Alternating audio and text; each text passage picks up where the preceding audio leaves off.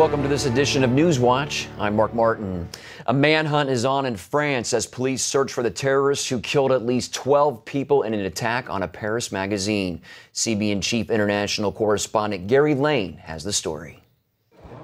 It was the deadliest terror attack in France in more than 2 decades. Around noon Paris time, 3 masked men armed with AK-47 automatic weapons stormed the offices of the satirical magazine Charlie Hebdo. Those who witnessed the attack said they heard the terrorists shouting in Arabic, "God is greatest," as they entered the building. This witness says it was as if we were in a state of war. 10 magazine staffers and 2 police officers were killed. It wasn't the first time Islamic terrorists attacked the Charlie Hebdo offices. The building was firebombed in 2011 after the magazine featured a caricature of Mohammed on one of its covers. Editor Stéphane Charonnier was killed in Wednesday's attack. In 2012, he insisted he would not back off from publishing satire of Islam. We can't live in a country without freedom of speech. I prefer to die than live like a rat. French President François Hollande rushed to the scene shortly after the attack and described it as an act of exceptional barbarity. He promised to bring those responsible to justice. It isn't known at this time if the perpetrators have any connection to the Islamic State. If so, they may have also been motivated by the magazine's recent satirical depiction of the Islamic State Caliph. Giving New Year's wishes for good health for everyone, good health even though they're chopping off people's heads and killing people. So it's clearly radical Islamic terrorism. The question is whether it's ISIS itself. Author Joel Rosenberg has just released the new book, The Third Target, a fictional account about ISIS operatives obtaining and unleashing chemical weapons. He says Western governments need to respond more aggressively to the growing danger of radical Islam. Why the lack of serious response? Part of it is exhaustion. I mean, part of these leaders are just like, listen, we've been dealing with this since 2001, and they feel tired. They feel like we got to move on, but that's a complacency. That's a misreading of the danger. While he stopped short of labeling the Paris attack Islamic terror, U.S. Secretary of State John Kerry called it horrific and murderous. He said the American people are standing with the French at this time. But we stand with you in solidarity and in commitment both to the cause of confronting extremism and in the cause which the extremists fear so much and which has always united our 2 countries, freedom. President Obama pledged to assist the French to bring the terrorists to justice. Rosenberg suggests the Paris attack may be a precursor of a violent year ahead. And I'm very concerned with the lack of leadership coming from the White House. 2015 could be a very dangerous and possibly deadly year, both in the Middle East, Europe, and possibly here in the United States. Gary Lane, CBN News. Joining us now via Skype is Dan Cochis of the Heritage Foundation. Dan, there is speculation on French TV that the attackers might have fought in the war in Syria. Do you think that's a likely possibility? I think it's potentially a strong possibility. You know, I think small estimates are that there are up to 1,000 French fighting within Syria and Iraq. I think those numbers are probably 3 or 4 times that in reality. And so the chances that those individuals came back to commit terrorist attacks in their home country, I think, is a strong possibility. We'll see what bears out in the days and weeks ahead, but that certainly does seem like something, based on the videos, seem like a very professional job, unfortunately. The radicals attacked this newspaper because it mocked the Islamic prophet Mohammed. What does that say about their beliefs? Again, this is a terrorist attack that was based on sort of an extremist ideology, Islamist ideology. The irony here is, of course, this magazine, Charlie Hebdo, has attacked Christian organizations, the Pope, for instance, in some of their cartoons. But they were firebombed in 2011 after they published some cartoons of the Prophet Muhammad. And again, unfortunately, it appears now that that was the motivation for the terror attack today. This is a real test of democracy. Do you think that this attack will lead France and the rest of Europe to stand up to the Islamic threat? I certainly hope so. If nothing else, this should certainly be a wake-up call for France and for our allies in Europe. The French have been alongside the U.S. Bombing ISIS, for instance, in Syria and Iraq in particular. But, you know, look, at the end of the day, this is something that is a problem because you have not just these individuals from Iraq and Syria coming back with European passports, but you also have sort of the homegrown variety, similar to what we saw in Canada, for instance, in the past few months. Are democracy and Islam compatible? I mean, can the two really coexist? Well, we're seeing very successful, so far, democracy springing up in places like Tunisia. So I do think it's possible, but certainly it's something that if you don't sort of stamp out this radical ideology that I think prevents sort of the growth of civil society in these institutions that are essential, respect for minority rights, for instance, then you're never going to really have, I think, very successful democracies within, you know, Muslim nations, majority Muslim nations. But I do think it's possible. But, you know, look, it's going to take a lot of hard work from within, I think, the Islamic community. Dan, what is the best way that Europe and the U.S. can fight radical Islam? Part of it is messaging, for sure, and the other part, I think, is going to be, you know, stopping these attacks before they happen. So it's intelligence sharing. The director of the FBI today said that the U.S. is doing all they can to come through our databases to help identify these radicals who have carried out this terrorist attack. But it's really standing together. Look, this really is a war of civilizations, and France, the United States, our allies in the West need to all stand together because it's something that's going to be with us for many decades to come, unfortunately. There's been some criticism of the White House for a lack of leadership against Islamic terrorism. Do you agree? Yes, I do in general. You know, look, the White House has been very reticent to sort of, you know, call, you know, terrorist attacks based on Islamic terrorism. We saw the White House press secretary today go out and sort of was cagey about it. The White House did put out a press statement. The Secretary of State did say this was a terrorist attack. But it's something that, look, they wanted to say that al-Qaeda was on the run, that the war on terror was over. It just simply isn't. That's just not the case. And I think we've seen, unfortunately, time and time again, instances where that hasn't been the case. All right, Dan Coaches of the Heritage Foundation. Thanks, Dan, for joining us. Thank you very much for having me on. We have more on this story at CBNNews.com, including analysis from CBN News senior international correspondent Dale Hurd. He's reported for years on the growth of radical Islam in Europe, and you'll want to hear his insights. In Egypt, gunmen killed 2 policemen guarding a Coptic church south of Cairo as Coptic Christians prepared to observe the Orthodox Christmas. Police have been searching for the suspects. Orthodox Christians around the world celebrate Christmas on January 7th, according to the Julian calendar. Egyptian President Abdel Fattah al-Sisi attended a Christmas Mass, making him the first Egyptian president since Gamal Abdel Nasser to attend one. The FBI has filed a criminal complaint and arrest warrant for 2 Americans accused of leading a failed plot to overthrow the government of Gambia. Federal officials say a man from Texas allegedly financed the operation, and another man from Minnesota admitted he participated in the attempted coup with a group of armed fighters. The Texas man reportedly planned to serve as the interim leader of Gambia had the effort succeeded. The failed coup occurred December 30th as Gambian President Yahya Jammeh was out of the country. A suicide bomber driving a minibus killed at least 30 people in the capital of Yemen. The bomber struck as lines of cadets gathered to enroll at a police academy. No one has claimed immediate responsibility for the attack. Al-Qaeda in Yemen has carried out similar violence in the past.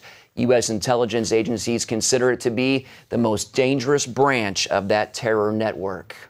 Israel's Shin Bet security agency has arrested 3 Palestinians who had formed an ISIS terror cell in the West Bank city of Hebron.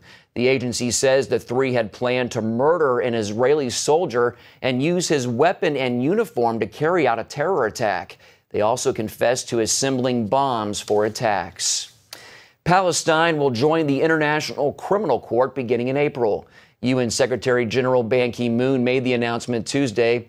This would mean Palestine could bring war crime charges against Israel. The move would also affect the chances of an Israeli-Palestinian peace deal. Israel responded to the decision on Saturday by freezing more than $100 million in tax funds collected for Palestine. The U.S. also opposed the move and said it would review its annual $440 million aid package to the Palestinians. The first day of the new Congress brought the first clash between President Obama and Republican leaders. It came just moments after Republicans took control of the Senate. The White House immediately vowed to veto their first bill, a measure approving construction of the long-stalled Keystone oil pipeline. Another top priority for the GOP, scaling back Obamacare. Republicans want to change Obamacare's definition of a work week, bumping it from 40 hours to 30 hours. It's because so many employers have slashed worker hours to avoid paying for health care. The first black female Republican in Congress is just one of many who says they will push to replace Obamacare. Look, I was elected by my district to make sure that we get the decision-making back in their hands, and I said that I was going to do everything I can to repeal and replace it with something that is functional and get with broad health care reforms, free market health care reforms, and that's exactly what I'm going to do. President Obama has vowed to block any attempt to repeal his signature health care law. Former Virginia Governor Bob McDonnell is facing a 2-year prison sentence, far less than the original 10-year sentence prosecutors were seeking. McDonnell was found guilty on 11 counts of public corruption. After the sentence was handed down, McDonnell apologized for his mistakes, but said he did not violate his oath of office and will continue to fight to prove his innocence. Importantly, I want to say that I have immense faith in the justice system, but I have tremendous faith and trust in the providence of the Lord Jesus Christ and his ability to mete out justice, and so that is my hope for ultimate vindication. In addition to the prison time, McDonnell will serve 2 years of probation. His wife was convicted on 8 counts of corruption. Coming up, breast cancer, 2 words no woman ever wants to hear. We'll show you new technology when Ephraim Graham and Heather Sells return with more of NewsWatch.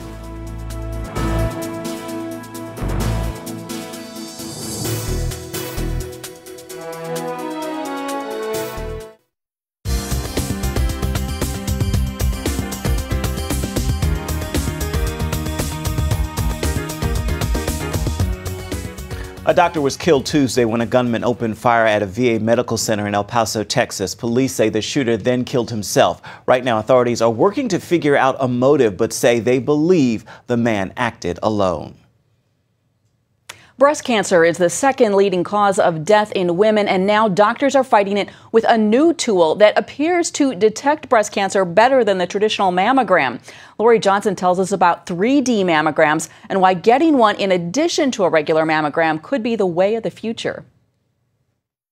Jennifer Heft lives life to the fullest, but the hot air balloon enthusiast and race car driver could have lost her life to breast cancer had it not been for the 3D mammogram she got. I truly believe that the 3D mammography is what got my cancer early and is allowing me to pretty much live my life the way I want to. 3D mammograms have only been used for a few years. Compared to the traditional 2D mammograms, the 3D mammograms allow radiologists to get a better overall view of the breast. A mass that has irregular borders in the upper part of the breast, and this is very much typical of what a cancer looks like. Hidden on the 2D mammogram, but very well seen on the 3D mammogram. Dr. Friedewald and her associates studied nearly 500,000 women and discovered the 3D mammograms detected nearly a third more cancers than regular mammograms did. The study appears in the Journal of the American Medical Association. We found invasive cancers, or the cancers that we worry about, the ones that could potentially kill people, more frequently in women who had the 3D mammogram versus the women who just had the 2D mammogram. They also discovered 3D mammograms produced fewer false positives than traditional mammograms. Right now, 40,000 people die each year from breast cancer, but thanks to the 3D mammogram, that number may decline. Life is short. My life's going to be long and full, and I'm going to go out and do the things I want to. Lori Johnson, CBN News. Up next, a cry for help from a single dad raising his autistic son by himself. Watch how both father and son get the support they need after this.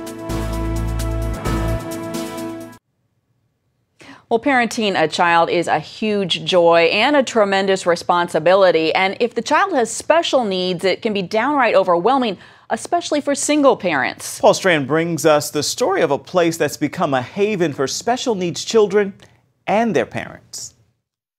When military couple Gary and Antonia Woodland gave birth to a son with autism, they felt they could handle it because they had each other. Together we can beat this, we got this, we'll do it together, there won't be any challenge that he faces that will be that great that the two of us won't be able to handle.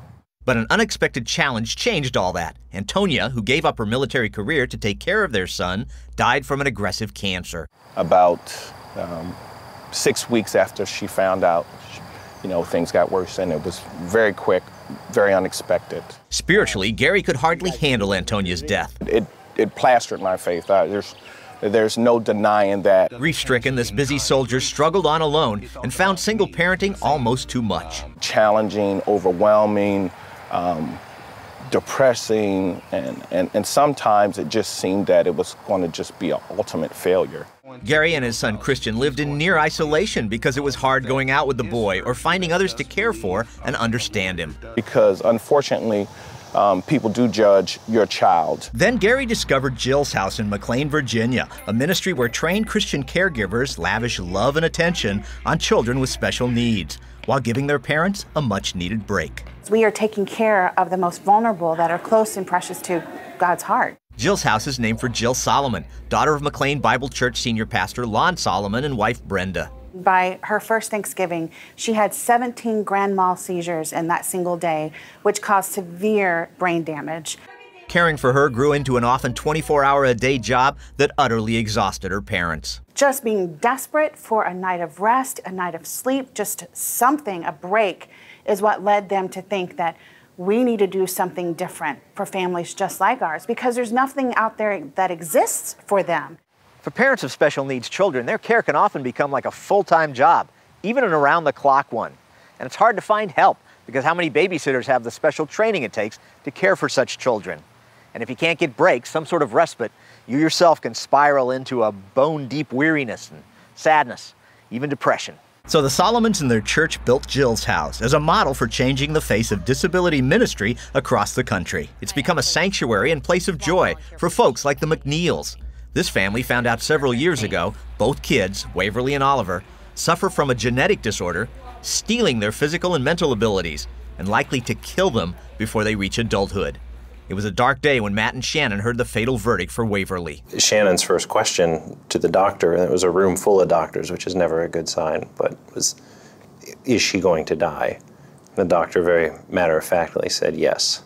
But little Waverly had no idea as they drove away from the doctors. Waverly was in the back seat singing If You're Happy and You Know It, which just heartbreaking to see her sweet little face in the rearview mirror in the back seat, just singing as happy as though nothing had happened. Then came the same verdict for Oliver.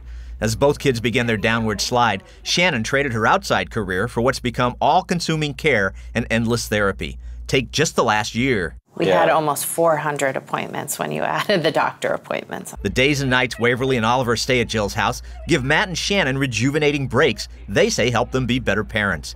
And it's magic for the kids. It allows us to have experiences, or to see them have experiences that we thought they would never have, where they get to have sleepovers and go to day camp. The McNeils gladly accept the help because they realize the odds are stacked against them and their marriage. Having a child with special needs, your divorce rate goes up. The loss of a child, it goes up more. The loss of two, it's pretty high. Instead of trying to make sense of Waverly and Oliver's fate, their parents focus on the good. They've been given a very precious gift of life that they are living very well and beautifully and with dignity, and they touch a lot of people. And they see their children bring out the best in some people, like those caregivers at Jill's House and friends who now reach out to help others with special needs. I love those finding those moments of grace and beauty that our kids kind of have inspired. Daffron suggests letting God lead you in the best way to reach out to family or friends who might be in similar situations. You don't see these families out and about in the community because it's difficult for them to be there. It's difficult for them to even just go to church. Just embrace them. Start something simple. You don't have to do something as big as Jill's house. One plan includes using Christian camp facilities during their off-season because they are ready-made getaways for care and rest. If you reach out, you'll likely experience wonders and surprises. Like hearing from Sean, who was told he'd likely never speak, then said his first 2 words, Jill's house. Or Max, born without eyes and nearly deaf, yet displaying his musical gifts at Jill's house.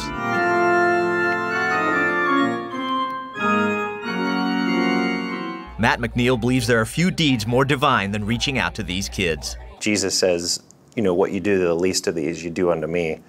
It is hard to think of someone who counts as more as sort of the least of these than a kid who is born with everything just sort of stacked against them. It's a ready-made mission for caring hearts.